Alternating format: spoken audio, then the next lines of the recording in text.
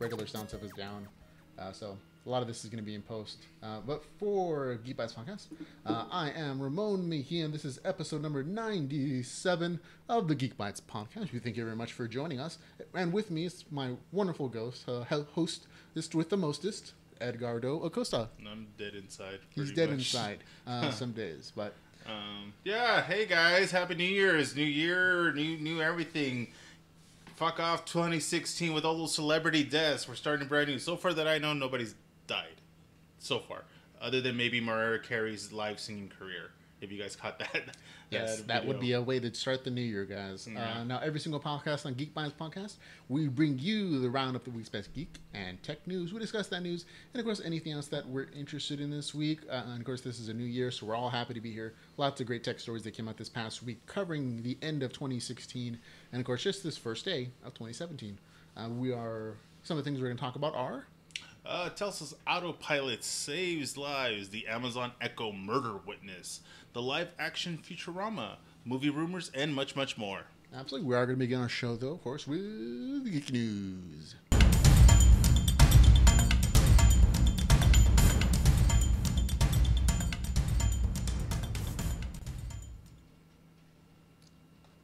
And we're going to begin our show, of course, though, with our very first story for the podcast. It's going to be... The Tesla autopilot predicts crash. Incredible dash cam footage of the Netherlands shows Tesla's autopilot feature quickly predicting and responding to a violent crash that occurred just meters ahead. In the video post on Twitter by Hans Noordsjai, close enough. Beeping from the Tesla can be heard warning its driver of a potential crash. The semi-autonomous vehicle used its radar and sensors to detect a vehicle braking on the highway up ahead, and it determined that the potential for an accident and automatically applied its own brakes. Yeah, this is definitely one of those cool examples of how computer learning and computer control can potentially save lives. This is a real-life video caught on tape example of Tesla's autopilot saving a driver's life from potentially getting into a crash that he didn't see in advance because the computer sensed that this bad thing was going to happen, and it just applied the brakes to stop everything. Now, hypothetically, things behind the camera or the car could have hit it. That didn't happen in this case, but it to me is a wonderful example of how this type of automatic driving by computers on the vehicles is a good thing. What about you, man? What do you think? It's cool, man. It beats. You ever watched Demolition Man? Yeah. Remember when it got into a car accident and the whole car filled with that foam? Yeah. The safety foam stuff. The safety foam, yeah. It could have been that. We're not thankfully in that kind of future, but hey, any kind of sense detection, it's always greatly appreciated that it's going to show that how we're evolving in technology. Because can you imagine? I personally, I don't know about you, have been in a crash where your slow reaction because one of the human flaws, you're too tired, drowsy. Heaven forbid you're drunk or behind a wheel, not paying attention. Your brain's on autopilot. Mm-hmm. That happens a lot too. Yeah. So to me, taking out the human factor in driving is kind of one of the best things that could possibly happen to transportation. Most of the accidents that happen in America are from human error. They're not from some road condition or some random act of God. It's somebody made a bad decision, somebody driving the way they're not supposed to, or they're just bad drivers, and so they cause harm to other people. And so the biggest thing to fear on the road right now is people, not automated vehicles, in my opinion. Yeah, don't have to worry about lousy brakes or exploding tires or faulty Samsung, engines or anything. No, nothing like that yet. So I look forward to the day when I won't have to drive and I'll feel safer on the road as long as everybody else also has the same kind of automated vehicle. So moving on to a very interesting story, in my opinion, the murder witness who was Amazon Echo. Authorities in Arkansas are investigating the death of a man whose body was recently found in a hot tub. And they think the suspect's Amazon Echo speaker, the voice-activated software that controls this to be specifically, might have actually witnessed what happened. Now remember, the Amazon Echo is it's supposed to be a home assistant computer AI device that listens to you when you say its name, whether it's we're not going to say it because it'll set off your Amazon Echoes, but you basically call out its name or what you tagged it with, and it'll ask you like what you're looking for, or it'll just listen to what you're saying. So if you wanted to play like a particular song or a thing on Netflix if you have it connect your television, it'll do it by voice activated command, but it's always listening for certain keywords. And so the police in Arkansas believe that this Amazon Echo might have actually heard and recorded what happened to its owner. Now, they have really no proof for this, and it's a really interesting legal battle with Amazon, the company, because, of course, the guy's dead, so he can't give permission to it.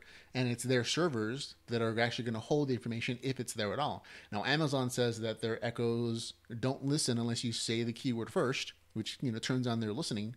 But that kind of implies that they're always listening for that at least all the time. Like the mic is probably always on. But again, so this is a big thing between these prosecutors or these investigators and Amazon and company in getting this type of data. And this speaks to a larger picture about what federal, county, and state governments should have access to when it comes to home technology and information, because more and more your phone's recording your location. There are microphones and cameras everywhere. We're using tons here, but you also have on your personal phone. So how much of that data should federal, state, and local authorities have over in accessing, and should they still get warrants? All those are questions that are big things, and they're kind of coming up in this particular case because it does involve a serious case of a murder. Yeah. It's all about obviously personal. How would you say? Personal, obviously privacy. Yes, you have to have warrants. I think you have to have like a tech warrant too, in order for like a search in. Yeah. What's it called? Depends on the state. Depends on the county. If it's a federal issue, all these rules. That's one of the bad things about, having essentially 50 plus states. They all have independent laws, and it's set up that way intentionally, so that each state has their own unique flavor, and their own people can be drawn there to live there. But it hurts creating a unified tech laws or information gathering services like this. So you're right, it is a matter of personal preference on privacy versus helpfulness in technology. Would you let the government listen to your Amazon Echo recordings if they asked for it? Well, obviously, depending this has always been an issue. If you have nothing to hide, whatever. But if it's a personal issue, you have a little dark side that your secret online nightlife, whatever. You're a troll, you're a perv, you're whatever, or see, this is my thing. I hear what you're saying, and then sometimes we all have private things to hide, and that's cool. But from your own point of view, let me ask you: if you were on the jury and a witness refused to let the police listen to their Amazon Echo, would you think that they had something to hide regarding that case of murder potentially? Something to hide, yes. Related to that case, maybe not. Yeah, that's my point of view. We all have things that we don't want to share publicly. Doesn't mean they're illegal or bad. Yeah. On the other hand, everyone's a perv to someone else. We're all pervy to somebody, and that's just a matter of everyone having different levels of social comfortability with themselves and other people and the different things that they're into. So this is a hugely interesting topic to me. But we are going to move on to. I was going to say, can I real quick related to it? I was going to say, have you ever had any experiences with voice operating systems that when you give it a command, it totally does not listen to what you said specifically and goes somewhere else? Yeah, that's just a matter of to me, just like getting better software and hardware and making those systems understand you better, because voice recognition is really difficult, especially because everybody speaks a little bit differently. Dialects, accents, all that good stuff. And just like two people from the same town who are born near each other are going to speak differently and use different words. And that's just a matter of humanity and physics and facial structure stuff. Yeah. So getting it right and getting computers to understand our garbled sounds and make them into believable and understandable instructions is a challenge. Totally, because there's a video right now circulating of this young little boy playing with the Alexa system, and he said is literally baby babble. But as soon as he said something, it sounded like Alexa and just baby babble.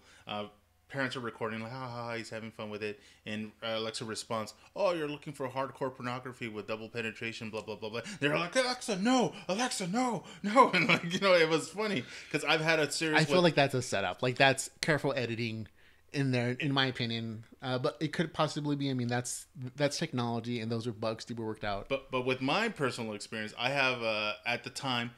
The Xbox Connect system, and it had a voice operating system. When you give it voice commands, like I'm watching Netflix, you can say Netflix pause or stop or blah blah blah. And we're sorry if your Netflix just paused. No, yeah, but I've had it sometimes, especially depending what movie or TV show, it'll pick up the verbal commands of that TV show and it's had it pause. So if it says pause like in there in the movie or something, then it'll pause in real life. Exactly, and it's just like compared to like the clapper, when you just a couple snaps like that, it'll turn itself off and off. The voice operating system it's just a matter of somebody saying the right thing or sounding like absolutely. it. No, that happens all the time with like radio shows and podcasts. When they're talking about these kind of stories and they say the key word, everybody's who's listening, if they have the device, it goes off and it's like beep beep. And so it's just a consequence. These devices aren't so selective as they recognize. Oh, this is my owner's voice. This is the one to listen to. Nobody else gets to do this thing. It's not. Technology, unfortunately, is not that far advanced. You just got to get a little creative with your keywords. Absolutely, like make them weird magical words, like Alamora or something. Or blathering blatherskite. Speaking of, segue. Hulu gets Disney classics. Disney's new release goes to Netflix, but Disney's a co-owner of Hulu and already supplies kids programs. And in a deal unveiled earlier this year, more than 20 Disney Channel original movies. Not all the theatrical titles will be exclusive to Hulu for what's that? SVOD? What was that, sir? That's video on demand. Oh, okay, there we go. The ones that are included are The Nightmare Before Christmas, Mulan, Pocahontas, Hercules, Sister Act, and Air Bud. Other films that will be made available for streaming include Lilo and Stitch, Tarzan, The Emperor's New Groove, Muppet Treasure Island, and The Princess and the Frog. So there's a lot of good titles there. I'm surprised that Disney hasn't done this sooner. I think everybody expected them once they purchased a portion of Hulu and a lot of other companies did as well, that they would have showed their stuff up earlier. They only did a certain selection of television show, probably to test the water, and they're like, okay, now we'll give you some bigger titles and see how you guys do. If it's worth it to invest our intellectual properties into this one particular streaming platform versus putting it everywhere. Yeah, it's slowly evolving. Disney does have its own app. It's Disney Movies Anywhere, it's called. Especially if you purchase a physical copy, they'll have the digital code. Yeah. You put it in. But now, like anyone else, any other streaming service, you are eligible, to purchase older titles. They do have quite a bit of a library. I checked it out myself. Some are very tempting, but once again, they don't have their whole library out. No, and that's all amount of licensing per country. Like in the United States, the licensing rights go to various cable channel companies, things like that, and they legally can't stream their own stuff until those contracts expire. But if you go to Europe actually has its own Disney app where they stream everything, all their back catalog, all their current titles, because it's country specific where those contracts are. And so if you go to Europe, they already have a great app where you can stream all that stuff, and we don't. So we're missing out on that end. I forgot what's the name of the convention, but did you ever see or heard of the convention where it's actually a bidding war for TV shows? You mean the upfronts?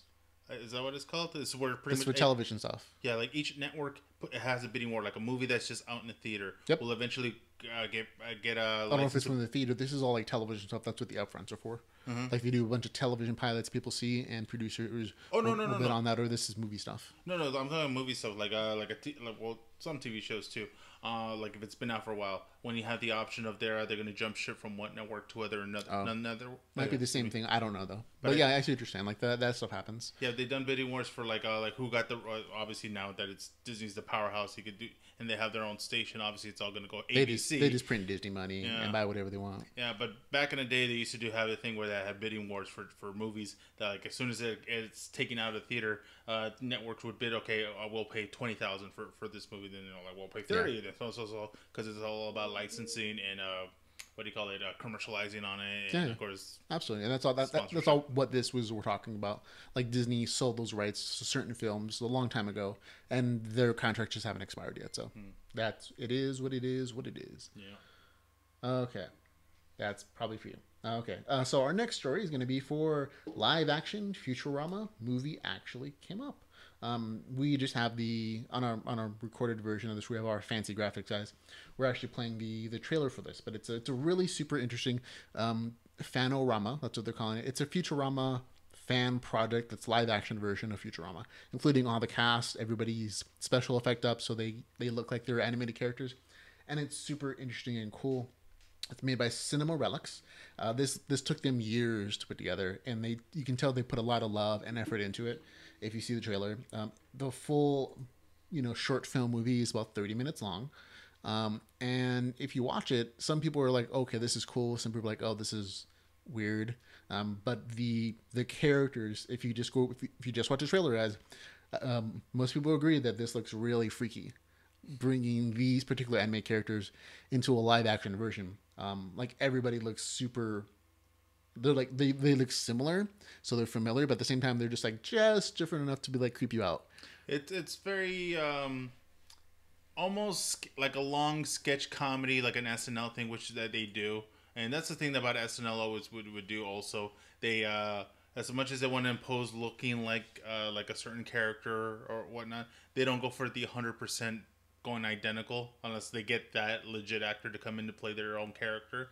But it is really good. That's what I love about the fan films. They just show you how the quality they could do just because of the imagination and their, of course, love and dedication for that show, movie, program, what have you. And more power to them. As long as they're, the legal issue is, as long as they don't try to sell it to make money. Yeah, no. Anybody can make anything. No, you can grab this on YouTube. We have a link in the show notes, guys, if you want to watch the full 30-minute production of this episode. They have music. They have very similar voices. I wanted to say that Bender's might actually be voiced by the real guy who does Bender. I forget his name. Yeah. But it's super awesome. I encourage you to go check it out. Look at the show notes, guys. Yeah, they did a thing at, I think at Comic-Con where they actually displayed some of their, what do you call it, the animatronic things. They showed like the Leela's Eye, the little Hypnotoad, how they made it. Of course, Bender was there. They do a ton of special effects and robotics and things like that. So like they're really dedicated to this. Yeah. I just can't wait to check it out for myself. Now, speaking of another thing we would like to see in the future. Yeah, Deadpool rumored to appear in Logan. Early this week, the Wrap report that Ryan Reynolds shot a cameo for the newest X-Men series installment, Logan. However, Deadpool actor himself denied the claim on Twitter, stating, "Sadly not true. Prisoner 24601 is on a solo mission. Whether or not the rumor is true, it's something we'd love to see." Yeah, absolutely. I mean, I doubt that he's actually making a cameo. He might still do it just as himself, like a background character. Was he but ever in the comics? Those rights belong to different people. That's true. So it's really hard for me to believe that he's gonna make a cameo in it. What was your question though? Was he like in well, obviously I'm not a hardcore, but obviously we know about Old Man Logan. We know about the comic series. Did he make an appearance or anything in that? Logan? Oh, Deadpool. Wolverine? Oh, no, Deadpool. I don't believe Deadpool's ever shown up in any of the X-Men films. No, I mean, comics. except for that one X-Men Origins one, which was crappy. Yeah. But in the comics, yeah, they crossbreed. I mean, Deadpool was one of the X-Men. Oh no! But I'm talking specifically Old Man Logan series. Oh, in that post-apocalyptic where Old Man Logan. There's an original Old Man Logan, which is like basically a short book. Mm-hmm. I don't believe he shows up there. Like the Hulk shows up, Spider Descendant shows up. Mm-hmm. Some of those characters, but it's like set so far in the future. I guess he could still be alive, but I don't think he does show up. Yeah. But there's also a newer run of Old Man Logan as a standalone like series that I haven't read, so he might show up there. But I mean, Wolverine, Hugh Jackman, and Ryan Reynolds have been joking around about appearing in each other's stuff for like a couple years now, the films have done. Like they want to do it. It's just that getting the licensing rights from their different parent companies is a nightmare. I mean, just doing the Deadpool thing with a few Marvel characters was a huge hassle for everybody. And like doing licensing rights and trading things between productions and movie film things, it was a huge thing. But to get a major character like Wolverine in there, I don't know. I think their relationship is almost equivalent to how Sylvester Stallone and Schwarzenegger were. Because they complimented each other on each other's movies. Yeah. Like where they had Sylvester Stallone talk up in Demolition Man once again, talk about the Schwarzenegger library. He thought he was president. Yeah, the president. Then of course, and then there was this Terminator movie. I forgot which it was, where Stallone was the. Oh no, it wasn't. No, Last Action Hero, if I'm right, where he goes into a movie video store and he sees the cutout poster thingy or whatever of Sylvester Stallone as the Terminator. Yeah. So it was like, those nods to each other. That was awesome to see. Maybe at some point Hugh Jackman and Ryan Reynolds will invest in a Hollywood type restaurant. Well, if it's a Marvel one, I would go. No, they own Sylvester Stallone and Arnold Schwarzenegger, the Conan from Planet Hollywood. Yeah.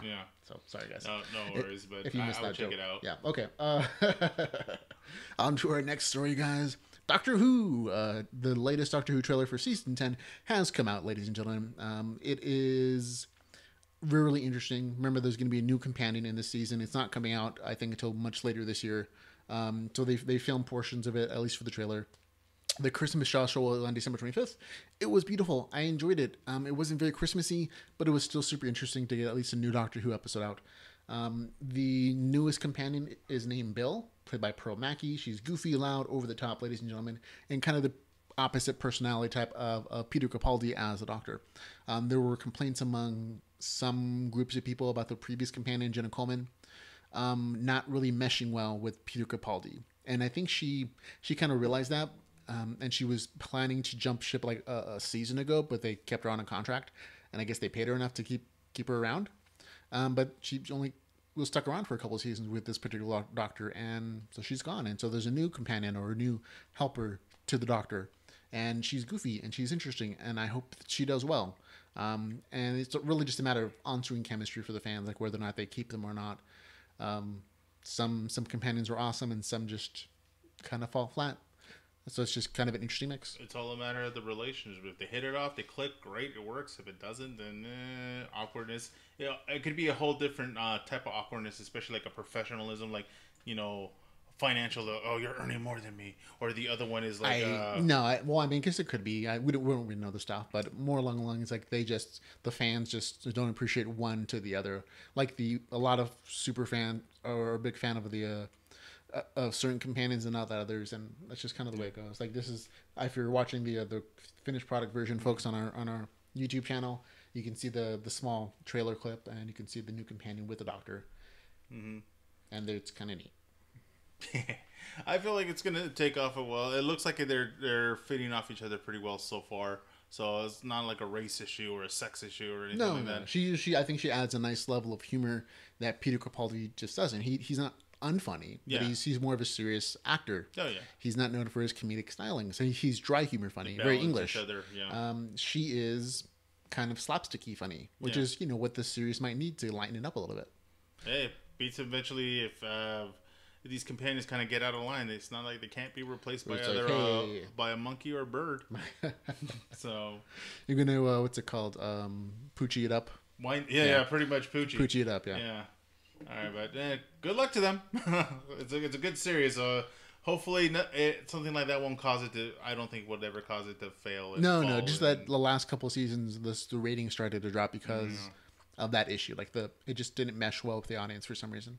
Pretty much, it gives me the feel of Elementary, with like Watson and Holmes. All that's missing is the time box. Yeah, could be the case. All right. Anyway, Disney's bringing out some stuff. If you notice, Avatar Land. There was a teaser video displayed out. In 2017, we'll start the new ease the franchise back into the popular culture. Most significantly, Pandora, the world of Avatar, will be opening at Disney's Animal Kingdom theme park. A new video takes fans behind the scenes. It's the best look yet at some of the actual physical structures that will make up the majority of the theme park. You get a taste of how things were created and what rides will feel like, along with how real it'll feel every turn. Check it out. Yeah, no, this is I like the video that they put up for it. This is still not going to be done for many years. So this is kind of cool that they're giving you a sneak peek at this particular new Avatar Land. I don't like the name of it. It sounds weird, but I get the fact that they're trying to tie into the property as much as possible. Yeah.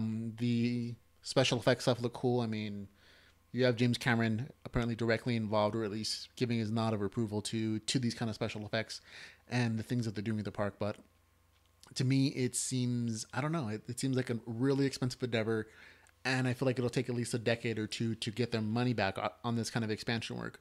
But Disney's, one of those long-term thinking project people. So they're okay investing in a 20-year return. I'm still tripping out that Avatar, out of all the properties Disney would want to purchase, Avatar. Don't get me wrong, it was a good movie. Mm-hmm. It was a good movie when it came out. It was to me. No, remember, it is, as far as like money-wise goes, it's the top grossing film of all times. And so if you're looking at just from a financial aspect, you look at that money and you see, this is where people put their dollars at. So this is where we're going to invest our land space for Disney.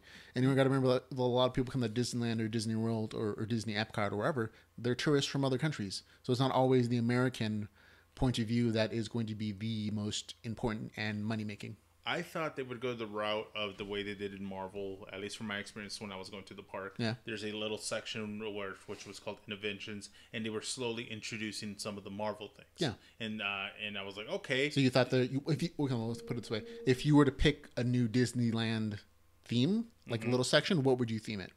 Oh, I'd go full out Marvel. Marvel? Just because I'm a hardcore Marvel fan, but that's You how also it is. you got to also remember that Marvel has its own thing. Yeah, but at Universal Studios Florida, I think, right? At the time. At the time before the whole Disney buying it, Universal did have the Island, Marvel Island Adventures, had the whole Hulk theme roller coaster, Doom coaster. So it could also be the fact that those particular properties are already tied in licensing to a particular Universal Studios theme park thing, so Disney can't use them for their theme parks. Again, it's one of those license things that those contracts that were signed before you purchase the company are still in effect for how that license is used in, roller coasters, cups, whatever, T-shirts, whoever it is. I think that makes a lot more sense to me because, otherwise Disney would put the most popular thing. Like if you combine Avatar by itself versus all the Marvel stuff, okay, Marvel comes out on top. So that would make a ton of more sense as far as like making dough. But I think those property rights are tied up somewhere else. Yeah. That's the only way I can explain that kind of financial decision. But to be for the amount of money though, because the amount of detail is like they're putting in almost as much money as they would put in for the Star Wars land. And a quick hello to Christopher Colonzo. Yes. Hey, sorry, hey, man. Chris. We have to bend our heads to see your name. No, we're once again we're testing camera things out. We'll find. Yeah. Edgar got a nice what is it? Amazon Fire tablet thing. Yeah. And so that's what we're recording on today for the live stream on Facebook. Yeah. And if you don't like it, make sure you leave a note in the show notes or in the comment section on Facebook, guys. We appreciate a different camera. Yeah. We'll figure something. Well, we're not practically kissing as we're on camera. Yeah. But either way, a lot of money going towards it, and like you said, hopefully they make their money back. Absolutely. Now moving on to our next information tech entertainment story, we have Rick and Morty season 3 preview. Again, Rick and Morty season 3 is an animated series that comes up on Hulu originally, and I think it goes to places like Future Television, like Cartoon Network eventually. Sure. Mm-hmm. It is a very interesting. It's like Back to the Future if they had balls and they made a bunch of weird jokes, time travel stuff, but it's like space and time travel in that respect. But it's an amazing sci-fi television program, super funny, but it has a particular sense of humor. And in season 3, there was a kind of a sneak peek given to IO9 where they saw some unfinished footage, but it had the voices of the characters. And it was really kind of an emotional journey of like where the main characters are, because the last season of it, ending of season 3 or ending season 2 was so weird and emotional that the fans like myself kind of wondered where this show is going to go if they end on such a weird, serious, emotional note. And the show in itself is already super weird, but in a really great way. And this sneak preview kind of shows that, this emotional impact on these characters is still being felt, and they're not just going to do a start over and ignore it all. So it's cool. They don't really tell you much. It's kind of an action-y scene. But I like it. I love any kind of sneak preview they give the fans. Yeah, the show took off so well. I was surprised because even when pretty much you introduced me to the show, and I was like, "Oh, what's this Rick and Morty stuff all about?" But it took off so well. They even did a guest animation spot on The Simpsons. Yeah. Which was like for the like people for their that never saw intro, I think. Yeah, they did a Rick and Morty couch gag, as they call it. Rick and Morty themed couch gag. Yeah, and it was like something obviously completely different. It's just like something out of the episode of Rick and Morty, which was awesome, and it was glad to see it on Cartoon Network because honestly, it's great when there's original animated work in the United States. I'm sure the actual animation is done in like Asia, like Korea or something, because it's more cost effective. Mm-hmm. But you can feel the like super weird Americanness, and it's fun and it's interesting, but it's not like crappy animation that it is made for small, underdeveloped children's brains. It's made for grown-ups, and you can tell, and I think the grown-ups appreciate it. I feel like reruns will eventually show up on Comedy Central. Yeah. And eventually, if they offer more money, I wouldn't doubt that show going on to Comedy Central, because Comedy Central saved a couple shows. Mm-hmm. They saved Futurama. Not that this needs to be saved. It's a really well made and well received product, but it was made specifically, I believe, for the streaming world. It wasn't made to be commercially appealing necessarily, and that's a great thing in my opinion. You don't have to have the same limitations that you do on television, regular traditional television, when you're making it for basically either cable or streaming service. You can go as weird and crazy and cursy as you want to if it serves a story and it appeals to the audience. Yeah, it doesn't have to settle down for the network censorship of certain things you can't say / do. Yeah. There's none of those restrictions. I think that's the best thing for creativity is not having those weird restrictions. Mm-hmm. So it's going to be good. I can't wait. I hope it continues as far as it can. If it could go the route of The Simpsons and go 25 years, that'd be cool. Great. Yeah. But, go as far as you can, man. At least season 5. At least. Yeah. All right. You want to go on a down note, man. All right. We had to talk about it at some point. Eventually, we had to acknowledge it. It's kind of the story of the year, in my opinion. Yeah, the dark times of 2016. This is one of them. Princess Leia Organa Solo becomes one with the Force.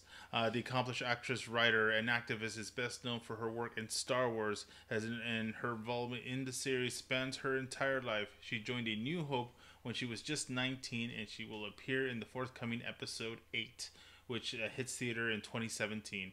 The entire cast of Star Wars posted their thoughts on Twitter, each essentially remembering the amazing woman, actress, and activist that Carrie Fisher was. The flood of unique pictures is stunning. Fans around the world have posted their thoughts, prayers, condolences, and words, both good and bad. There was some backlash on certain people. Like it didn't mean it in a bad way, but some people were like, "How dare you? It's offensive. She's our princess." And I was like, "Dude, she's not freaking Princess Di." Well, no, there were also people who were just like, "That's inappropriate to kind of honor her." Like Cinnabon did a weird cameo thing with a bun on the side, and it felt really commercial for a condolence to the world. I'm like, okay, let's cut off commercialism for half a second, guys. And whether they meant to or not, it was. Some people thought it was inappropriate. Yeah. But there's a ton of really cool photos. We'll scroll down for the people who were capturing the finished product version. Mark Hamill showed us some pictures. Wedrick Davis. We didn't realize he was such a kid when that was made. He was 12 or 13, I think. So I'm like, wow, it's kind of cool. I mean, because I always think of him as an adult, and he's never changed size. I mean, but in the original production, he was just a kid when he was doing that. And of course, Billy D. Williams. Peter Mayhew. I love these particular photos, and that's just kind of shows his progression in age and their long-standing relationship. And even the fans online, every Star Wars property, video game, MMO, they're all doing their own tributes to the princesses one, and of course petitioning for actual tributes within the game for Princess Leia as a character and Carrie Fisher, of course. Exactly. But the best tribute that I've seen so far has definitely come from Kevin Smith. He did a recent episode of his podcast, Smodcast, and he was talking with Mejia about their experiences working with Carrie Fisher on Jane Silent Bob Strike Back. Where she plays a character of a nun for a certain period, but that was their opportunity to work with, their idol, their legend, Carrie Fisher, and Kevin talks about his experiences, kind of fanboying on her about how he was in love with her as a child, and she joked back, "Oh yeah, I'm glad I could help you find your lightsaber, Kevin," and all those kind of jokes, and of course their experiences filming with her, and it was just super touching and amazing, and you could kind of tell the love that Kevin Smith had for both the character Princess Leia and also Carrie Fisher as a real human being who had an impact on him, and helping him kind of get over that his desire to be liked by everybody in a lot of ways, and these things are just coming out from different people. Everybody says she was super amazingly smart, and she was wise, and she had great advice for everybody based upon her experience as a lifelong actress and being the star or the child of famous people, in Hollywood. So she grew up in the limelight her whole life, and that definitely impacted her, the way she led her life in the world. Of course. So a wonderful woman. I can't say that she's going to be more than anything. I mean, she's one of the world's most leading and most well-known stars, and so she'll be missed worldwide. Oh yeah, she totally. They've done awesome tributes on her down in downtown Disney. They had semi candlelight visuals a la lightsabers. Yeah. They done that. They had actually a parade in New Orleans, all dedicated to her. So there was like so many people, guys and girls, dressed up as Leia, just walking down on the street. The thing is also, especially being Hollywood, she does not have an official star on the Walk of Fame. I think people made one. Pretty much they made one. They did a little remembrance thing. They did their own. Like, hey, this is not right, and they made one for her, and it looks really really good. I think it's gonna happen. I feel it's gonna happen eventually, and hopefully, while I don't know who would accept and of course, it. then there's always the saddest story that her mom dies like Miss Debbie Reynolds days after her, who's famous in her own right as a Hollywood legend and actress. Yeah. And like, oh, that's extra sad. Yeah, somebody like, and then 2016 just had to get a couple more jabs before it went. I'm not done with you. I'm gonna take what you find valuable in your life, your childhood, and just crush it. But it's gonna be awesome. The trip is gonna be great. I think they're gonna have more leeway now with the Princess Leia character to do things. I honestly now I kind of like want to pick up my little Disney Infinity that has a Luke and Leia pack just so I could have my own Leia, because I do have, and it took me a while to find one, the Princess Leia in the sleigh bikini, in the metal bikini, but not just because of the horn dog in me, just because I actually admire it, because that was a debatable issue with the Princess Leia in the sleigh bikini, because they're all like, oh, it's female, blah blah blah, controlling, especially with the chain and everything. Well, it was interesting to hear Carrie Fisher's point of view on, because she had two particular opinions on it. Like, as she's the character, like as she's filming it, she's like, yeah, they over sexualized me, and it kind of typecast me a little bit in being sexualized. And she didn't like it at the time, and she definitely encouraged other young women who are coming behind not to allow that to happen to them. But at the same time, when it came to action figures and young girls getting these figures, she had a viewpoint of, this is a great role model. She was enslaved, and she killed the dude who tried to enslave her. And so this costume doesn't represent over sexualization of this character, her as an actress, because they did a bunch of press for it. But as an actual character, she's Princess Leia is an amazing modeling character for young women to follow. She's a princess of an entire rebellion, and she was the leader of that rebellion to help overthrow a dictatorship empire. And there was a slave outfit where she was captured, but again, she killed her captors, and she blasted them all to hell. So she wasn't a weak woman to be saved. She saved her own self. Oh, totally.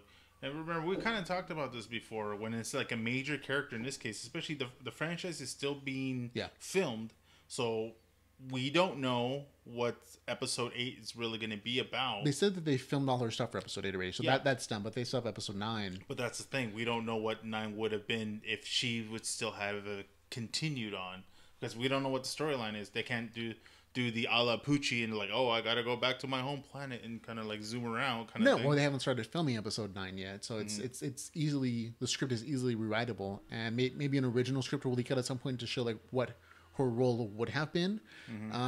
But most of the world is probably never going to know that, because they're going to maybe write out, maybe do like an ending where she dies in episode 8 or something, a la The Crow, or, some other CGI, like Heath Ledger, have those few final frames had to be CGI to make it fit within the storyline. And, that might be the case, or they just might, where I don't know. There are opportunities there.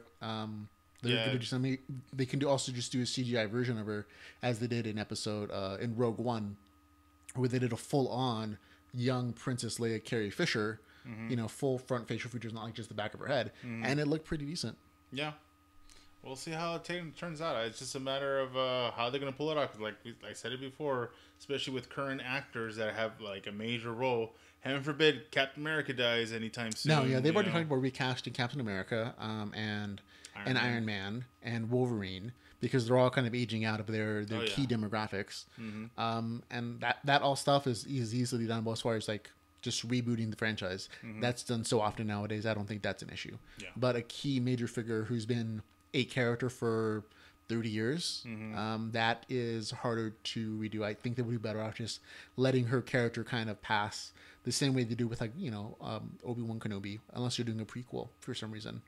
Sure. But like as an actual like a leading continuing character, they die. That's kind of it. She can be one with the Force later on if they want to. Not to get in the dark way of it, but if she was to get killed off, how would you like to see her go off? You mean Princess Leia? Yeah, Princess Leia story-wise. Okay. I'd like to see her go down fighting, the same way that she fought in the rebellion. I like to see her like face off against a major villain, and die either taking them out or putting up a last fight to save somebody. I think that would be very fitting for her character. Yeah.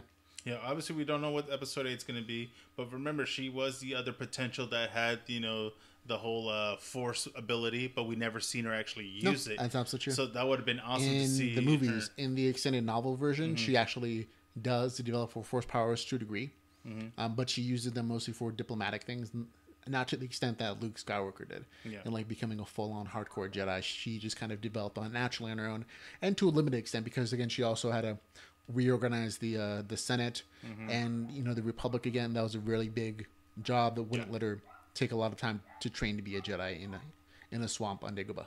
Yeah. We'll see. Overall, she's gonna be missed. Yeah. I can't wait. They're probably gonna do obviously a tribute towards her, like I said, like to me, the biggest tribute has been what Kevin Smith did, and just voicing his true emotional connection to this person and this character. Of course. And those kind of tributes to me mean more than just some companies, clip shots, So that's it. But that's it for the show, ladies and gentlemen. We're sorry to bring you down on such a sad note, but it is a celebration of life, not just an acknowledgement of death. That her life will live, her life and her character and her works will live well beyond, Star Wars. She was in a ton of films, so go check out her IMDb page and go watch her stuff and, get a feel for who she was as an actress outside of Star Wars. I loved her in When Harry Met Sally as well. That's one of my favorite films, and I always appreciate her role there. But that's it for the show, ladies and gentlemen. Thank you so much for listening and watching and being here with us as we get out about a bunch of things. If you want to support the podcast, sports at geekbytespodcast.com/support. Absolutely. And of course, you can always catch us on YouTube. Anywhere you get a podcast, you can also catch our YouTube page if you want to watch the video version of this, or on our actual, website at geekbytespodcast.com. You can all our actual video stuff there, including all of our backlog of our geeky things that we talk about every single week, folks. Before the show, that's it. I'm Ramon Mejia. I'm Edgardo Acosta. Thanks a lot for watching. And remember, folks, to go geek out. That's something. What he said.